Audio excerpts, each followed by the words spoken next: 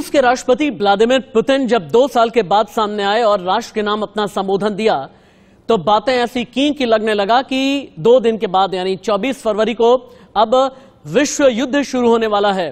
क्या वाकई में विश्व युद्ध शुरू होने वाला है? क्या इस तरह की कोई आहट है?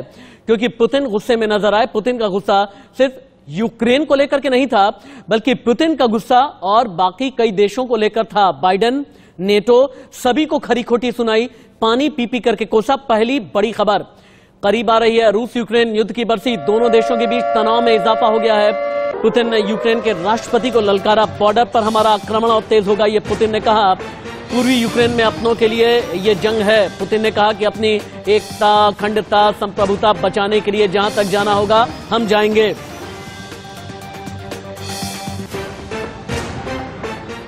लेकिन रशिया यूक्रेन जंग का 1 साल माफ कीजिएगा, यूक्रेन और रशिया की जंग में जब 1 साल पूरा होगा तो ऐसे में ज़ेलेंस्की ने क्या तैयारियां की हैं? दरअसल ज़ेलेंस्की अमेरिका और पश्चिमी देशों की बदौलत ही रूसी सेना से लोहा लेने में लगे हैं। यूक्रेन को मिले घातक हथियार ही पुतिन के इरादों पर पानी फेर रहे हैं और यही वजह है कि ज़ेलेंस्की और खतरनाक हथियारों की मांग करने में लगे हैं। कौन कौन से हथियार चाहते हैं ज़ेलेंस्की? रिपोर्ट देखिए।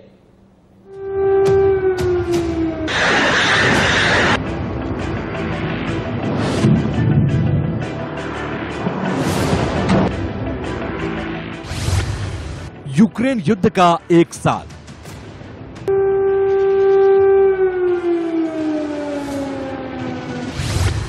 पुतिन का प्रहार, मचा हाहाकार।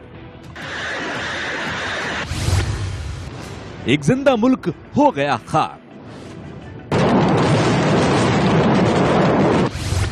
आंसू, दर्द, बेबसी और जज्बात।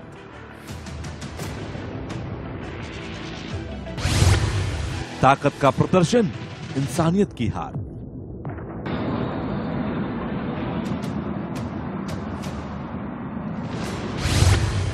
और ना जाने कितना होगा कत्लेआम।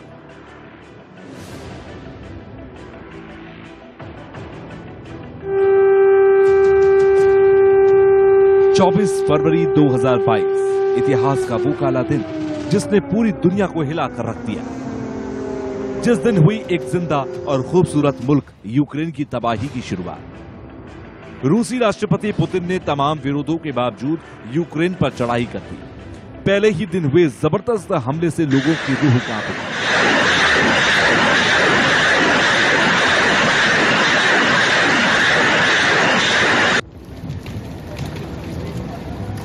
विस्फोट और गोलियों की आवाजों से लाखों लोग सिहर उठे। चारों तरफ अफरा तफरी मच गई। हमले के सायरन बजने लगे। कीव की सड़कों पर लंबा जाम लग गया। रूसी टैंकों के धमक ने खौफ पैदा कर दिया।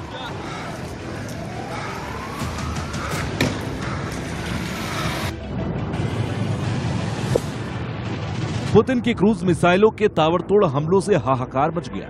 हर तरफ आग, धुआं और अफरा तफरी का माहौल था। देखते ही देखते तबाही का मंजर नजर आने लगा, कुछ ऐसे हमलों से।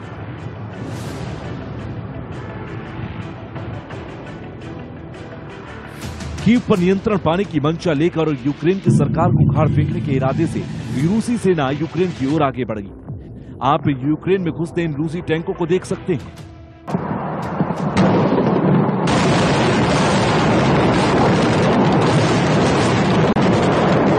रूस के हेलीकॉप्टर्स ने भी यूक्रेन के कई शहरों में भारी तबाही मचाई और ताबड़तोड़ हमले किए।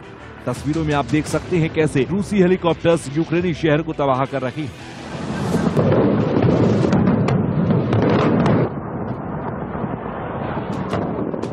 यूक्रेन के सैनिकों ने भी रूसी सेना का जमकर मुकाबला किया। यूक्रेनी जवान रूसी सेना से लोहा लेने के लिए सीना तान कर खड़े हो गए। दोनों तरफ से हमले होने लगे और फिर यूक्रेन में जो हुआ वो युद्ध की विभीषिका का काला चेहरा था जो सबके सामने आने लगा।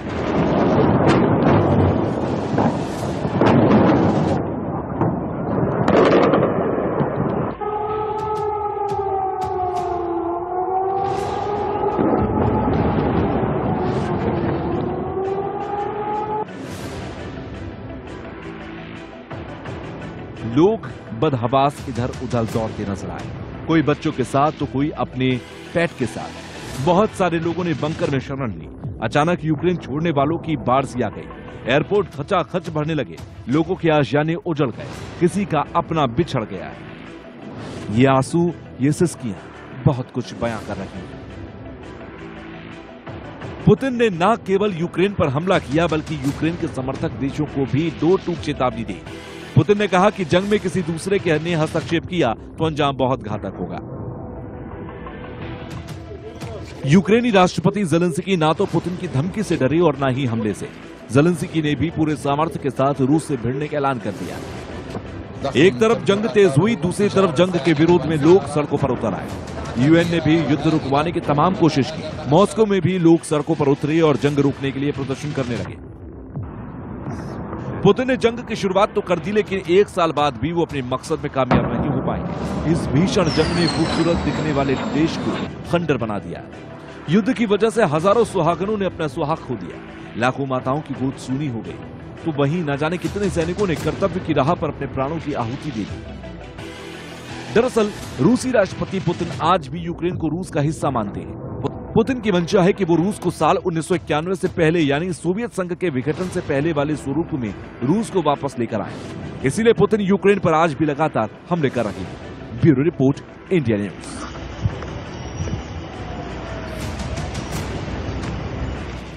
देश के जाने माने डिफेंस एक्सपर्ट, विदेश मामलों के जानकार, इंटरनेशनल अफेयर्स एक्सपर्ट मेरे साथ में जुड़े हुए हैं। Wing commander retired Praful Bakshi से मेरा एक सवाल होगा, विंग कमांडर 48 घंटे के बाद क्या होने वाला है यूक्रेन की सरजमी पर? क्या अपनी स्ट्रेटेजी एक साल के बाद में पुतिन बदलेंगे? पुतिन अपनी स्ट्रेटजी के ऊपर जो नई स्ट्रेटजी पुतिन की है, उन्होंने डिसाइड कर लिया है कि कोई भी कंट्री जो है बीच में दखल दे रही है वो अपने इंटरेस्ट के लिए दे रही है। उसको, पुतिन को यह भी पता चल गया है कि उसकी पब्लिक भी उसके लड़ाई में खिलाफ है, यूक्रेन की पब्लिक भी लड़ाई के खिलाफ है। बट वो देख रहे हैं कि देश के जो लीडर है, खासकर बाइडेन, सब काम छोड़ के सीक्रेटली वहां पे विजिट करते हैं। किस लिए? दिखाने के लिए एक्चुअली वो नेटो के आर्म सप्लाई को रोक के अपनी आर्म सप्लाई करने के लिए वहां पहुंचे हैं। वो अपने देश, अपने हित को देख रहे हैं और किसी को नहीं। कोई भी लीडर जो है वो ह्यूमैनिटी को देख ही नहीं रहा, वो सिर्फ अपना पैसा बनाने के स्कीम को देख रहे हैं। आप एकदम ठीक कह रहे हैं। पहले तो हथियारों का जो बाजार सजा हुआ है, पहले तो लोग हथियार का बाजार देखेंगे, उसके बाद ही तो ह्यूमैनिटी देखेंगे ना। कर्नल सतपाल राघव, लेकिन पुतिन इंपल्सिव हैं, पुतिन अपने फैसले यूं ही नहीं लिया करते हैं, पुतिन सनकी हैं। लेकिन एक साल की जंग के बाद पुतिन ने क्या खोया है, क्या पाया है? क्या अंतर्राष्ट्रीय तौर पर पुतिन की साख कम हुई है? क्या अंतर्राष्ट्रीय तौर पर बाइडेन ने यह साबित किया है कि अगर इस पूरे एपिसोड में कोई सबसे बड़ा किसी का फेल्योर रहा तो वो अमेरिका का ही रहा है? और क्या वाकई में अभी भी नेटो बलि का बकरा बनाएगा यूक्रेन को और यूक्रेन बलि का बकरा बनता रहेगा? किस हद तक जाएंगे पुतिन? एक साल का युद्ध होने को आ गया। कर्नल राघव जी, देखिए, जब से बाइडेन साहब कीव में जेलेंस्की को मिले हैं, पुतिन साहब ने अपने राष्ट्र को संबोधित कहा है और बड़ा क्लियरली बोला है कि जब तक लक्ष्य को प्राप्त नहीं किया जाएगा हम इसको आगे लेके जाएंगे। नंबर 1। नंबर 2, उन्होंने कहा कि जो प्रतिबंध हम पे लगाए, सैंक्शन लगाए, उससे हमें कोई खास फर्क नहीं पड़ा है। हाँ। और उन्होंने ये भी कहा है कि ये नाटो का अमेरिका एक्सपेंशन चाहता है स्वीडन और फिनलैंड के लिए, लेकिन ये एक बहुत ही घातक विश्व के लिए होगा। सर बस एक मिनट, नेटो के खिलाफ चूंकि पुतिन ने एक तरह से इनडायरेक्टली ऐलान जंग कर दिया है। पुतिन ने कहा कि नेटो के खिलाफ हम मोर्चा तैयार करेंगे, नेटो की दादागिरी खत्म करने का वक्त आ गया है, दुनिया को रूसी आर्मी की ताकत दिखाएंगे। पुतिन खुलकर जेलेंस्की के साथ का पैगाम देने वाले लोगों के खिलाफ चले गए हैं पुतिन, और उन्होंने ये कहा कि रशिया को गलत ठहराने की नीति जो आप लोगों ने बनाई हुई है, जो यूक्रेन को $500 मिलियन की सैन्य मदद आप देने में लगे हैं, एक एक का बदला लिया जाएगा। कर्नल शिरदान के बाद चलते हैं। कर्नल शिरदान, क्या नेटो सिर्फ इनडायरेक्टली ही बाहर से ये कहता रहेगा कि यूक्रेन जंग लड़ते रहो, हम हथियार दे रहे हैं, हथियारों की सप्लाई, या फिर नेटो भी जंग के मैदान में उतरेगा? ये जंग कितने दिन तक चलती रहेगी? पुतिन का जो सपना है यूएसएसआर को वापस लेकर के आना है, पुतिन एकता, अखंडता, संप्रभुता की बात करते हैं, सोवरेनिटी की बात करते हैं। क्या क्रीमिया पर कब्जा करने के लिए जिस हद तक रशा गया, क्या ठीक वही करने वाले हैं पुतिन? देखिए, सबसे बड़े दुख की बात यह है कि जो ये लड़ाई एक साल चली है, इसने ना केवल यूक्रेन रूस को बर्बाद किया है, इसके कारण पूरे विश्व में महंगाई फैल रही है। हर देश अपने आप को अनकंफर्टेबल पा रहा है कि पता नहीं है कब युद्ध वहां से स्पिल आउट होकर के वहां तक पहुंच जाए। और एक बात बता देना चाहता हूं, नेटो देश कोई भी यूक्रेन के साथ युद्ध के लिए खड़ा नहीं होगा। पूरे 1 साल गुजर गया है, किसी भी देश ने एकदम ठीक आप ये कह रहे हैं, और इसीलिए मैं बोलता हूं कि एक शब्द होता है स्केपगोट। जेलेंस्की को यूक्रेन की आवाम को स्केपगोट बना दिया गया। दरअसल जेलेंस्की अमेरिका और पश्चिमी देशों की बदौलत ही रूसी सेना से लोहा ले रहे हैं। यूक्रेन को मिले घातक हथियार ही आज की तारीख में पुतिन के इरादों पर पानी फेर रहे हैं, और यही वजह है कि जेलेंस्की और खतरनाक हथियारों की मांग कर रहे हैं। कौन कौन से हथियार चाहते हैं जेलेंस्की, रिपोर्ट देखिए। रूस यूक्रेन के बीच भीषण संग्राम। यूक्रेन कर रहा फाइनल प्लान तैयार।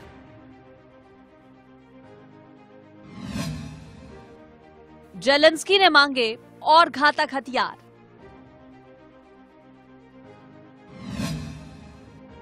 क्या रूस को मात देना होगा आसान? पुतिन के प्रहार से यूक्रेन खंड खंड हो चुका है, लेकिन 1 साल बाद भी पुतिन जेलेंस्की को झुका नहीं पाए हैं। वजह है यूक्रेन को मिलने वाले घातक हथियार। पुतिन अब जंग की बरसी पर बड़े हमले की तैयारी में जुटे हैं, और इस हमले से निपटने के लिए यूक्रेनी राष्ट्रपति जेलेंस्की भी ताकत जुटाने में लगे हैं। जेलेंस्की ने नाटो देशों से और ज्यादा हथियारों की सप्लाई की मांग की है। इतना ही नहीं, हथियारों की विश लिस्ट भी थमा दी है।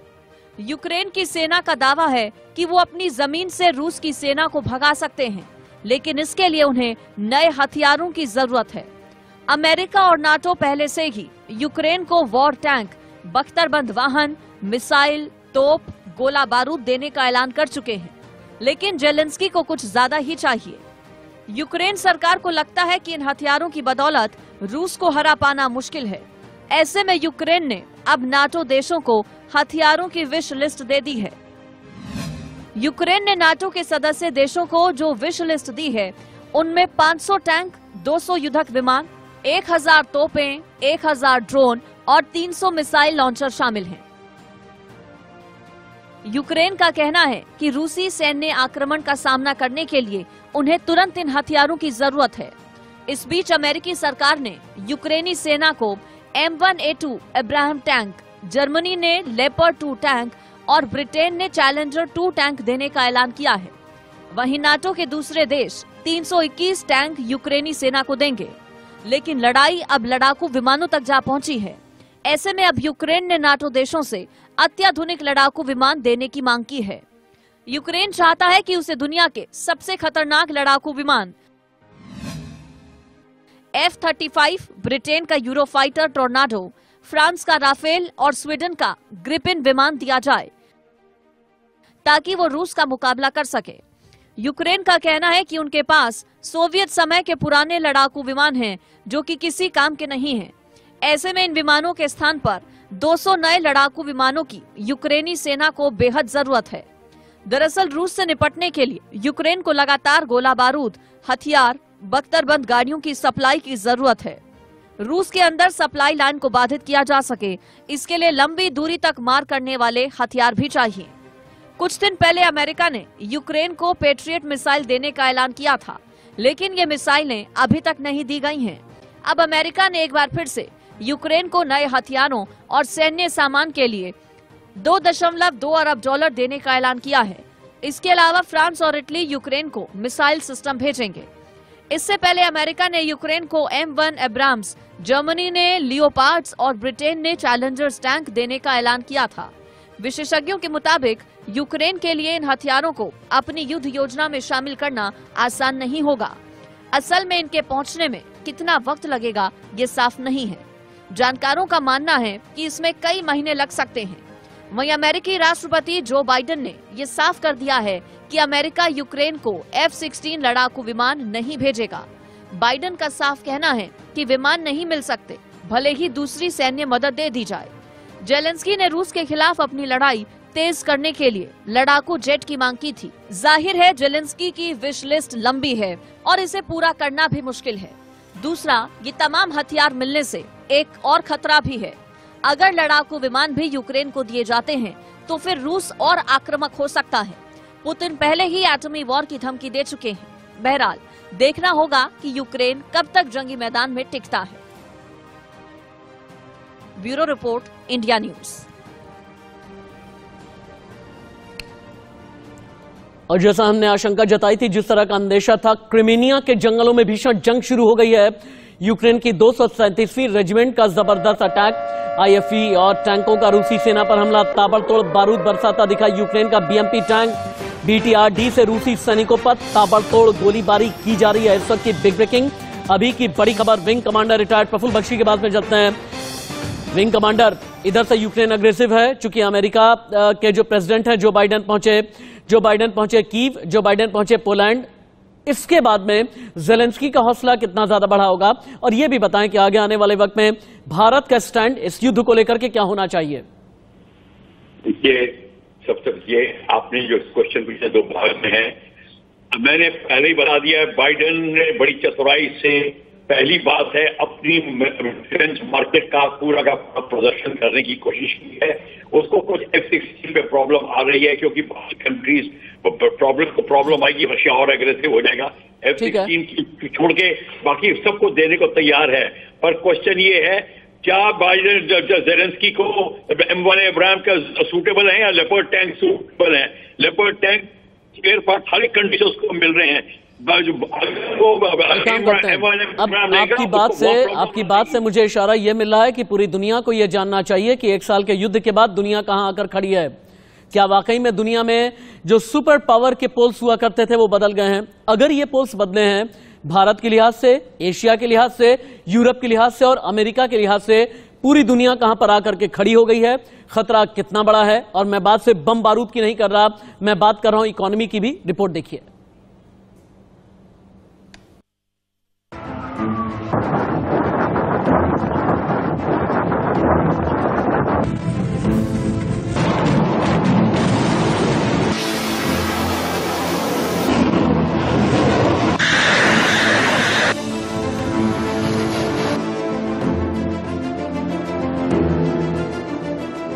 पुतिन ने यूक्रेन पर अचानक हमला कर दिया। देखते देखते तोपें, मिसाइलें कहर बरपाने लगी। पूरे यूक्रेन में कोहराम मच गया। हर तरफ दहशत का माहौल पैदा हो गया। अपनी जान बचाने के लिए लोग यूक्रेन छोड़ने लगे। एयरपोर्ट पर लोगों का हुजूम नजर आने लगा। हर जगह बदहवासी का आलम था। इस वॉर जोन में तमाम भारतीय छात्र भी फंस गए। तमाम दुश्वारियां झेलते हुए छात्रों ने सोशल मीडिया पर तस्वीरें जारी करना शुरू कर दी। जंग के बीच सबसे बड़ी चिंता भारतीयों को वहां से निकालने की थी और मोदी सरकार ने यूक्रेन में फंसे भारतीयों को एयरलिफ्ट करने के लिए एक मानवीय मिशन लॉन्च किया, जिसको नाम दिया ऑपरेशन गंगा। यूक्रेन में फंसे भारतीयों को सुरक्षित भारत लाने के लिए सैकड़ों उड़ानें मिशन में लगी और अपने काम को बखूबी अंजाम दिया। रूस के ताबड़तोड़ हमलों के बीच 23,000 से भी ज्यादा भारतीयों की जान बचाकर उनकी वतन वापसी करना वाकई एक चुनौती से भरा काम था, लेकिन ऑपरेशन गंगा के तहत इसमें भारत सरकार को कामयाबी मिली। देश की बढ़ती साख और प्रभाव का ही असर था कि पोलैंड जैसे देशों ने बिना वीजा और कागजों के भारतीयों के लिए अपने दरवाजे खोल दिए। पूरे मिशन की निगरानी पीएम मोदी ने की। पीएम मोदी ने कई मंत्रियों को इस काम में लगाया और ऑपरेशन गंगा कामयाब रहा। दरअसल वॉर जोन से भारतीयों को सुरक्षित वापस लाने में एक नहीं कई सारी चुनौतियां थी। रूस के हवाई हमलों की वजह से यूक्रेन का एयर स्पेस बंद था, इसीलिए पड़ोसी देश पोलैंड, रोमानिया, हंगरी और स्लोवाकिया से फ्लाइट्स चलाई जा रही थी। यूक्रेन के साथ लगते इन देशों के बॉर्डर्स पर नागरिकों के ठहरने के लिए कैंप लगाए गए और उन्हें राहत सामग्री मुहैया करवाई गई। इस ऑपरेशन के लिए विदेश मंत्रालय ने 24/7 हेल्पलाइन सेवा भी लॉन्च की। विपरीत हालात में भारत ने न केवल अपने 22,500 नागरिकों को सुरक्षित निकाला, बल्कि दूसरे देशों अमेरिका, कनाडा और ब्रिटेन जैसे विकसित देशों के नागरिकों की भी मदद की। भारत की धमक और तिरंगे का इतना असर था कि तमाम पाकिस्तानी छात्र भी अपनी गाड़ियों पर तिरंगा लगाकर यूक्रेन से बाहर निकलने में कामयाब रहे। यूक्रेन से भारत लौटे छात्र तो उनके चेहरे पर आत्मविश्वास की अलग ही मुस्कान दिखी। पीएम मोदी का शुक्रिया अदा किया। मौका मिला तो पीएम मोदी ने यूक्रेन से लौटे छात्रों से मुलाकात भी की। पीएम मोदी ने वाराणसी के लाल बहादुर शास्त्री एयरपोर्ट पर यूक्रेन से लौटे पूर्वांचल के 18 छात्रों से मुलाकात की। पीएम मोदी ने सभी बच्चों से हाथ मिलाकर उनको सकुशल स्वदेश लौटने पर बधाई दी। बातचीत के दौरान उन्होंने सभी छात्रों के साथ हंसी मजाक भी किया और उनके परिवार का बैकग्राउंड जाना। 15 मिनट की मुलाकात में उन्होंने सभी बच्चों को यह भरोसा दिलाया कि 10 साल के अंदर कुछ ऐसी व्यवस्था करेंगे जिससे आपको देश के बाहर कहीं न जाना पड़े। जाहिर है ऑपरेशन गंगा पहले के दूसरे मिशनों की तुलना में बेहद जटिल था, लेकिन मोदी के प्रभाव से सभी छात्र सकुशल वतन लौट आए। Bureau report, India news.